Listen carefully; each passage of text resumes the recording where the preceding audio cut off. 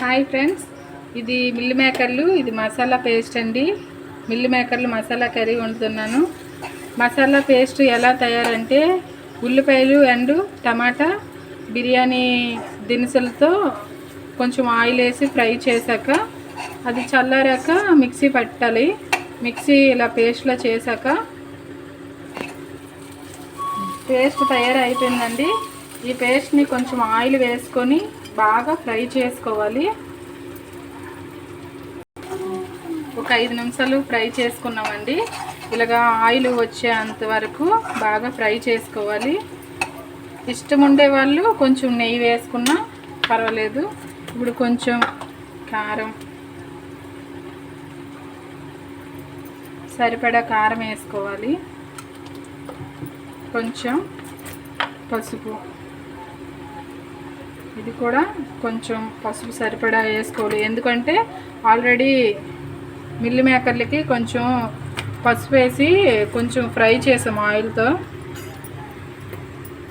కలిపి బాగా కారం పసుపు అన్నీ వేసాం కదండి. ఇప్పుడు కొంచెం బాగా కలిపి ఇప్పుడు మిల్ మేకర్లు వేయించి పక్కన పెట్టుకున్న మిల్ మేకర్లని ఇందులో వేయాలి.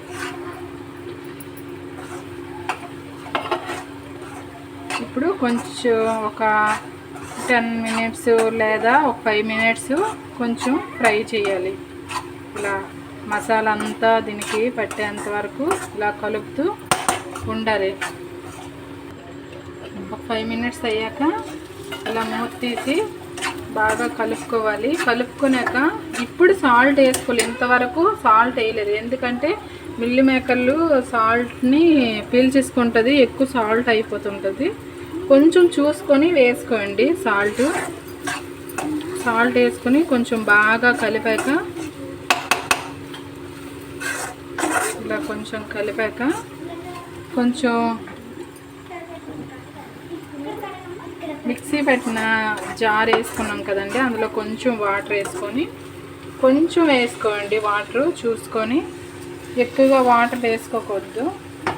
కొంచెం గ్రేవీగా బగారా రైస్తో అయినా చపాతీతో అయినా రోటీతో అయినా చాలా బాగుంటుంది ఫ్రెండ్స్. ట్రై చేయండి.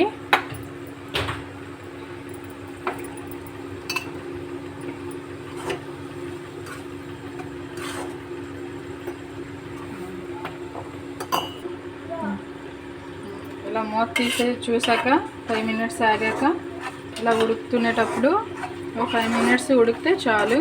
ఎందుకంటే పేస్ట్ని బాగా వేపాం కాబట్టి.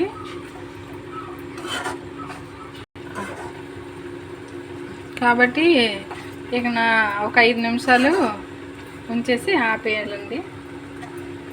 Okay, thank you friends.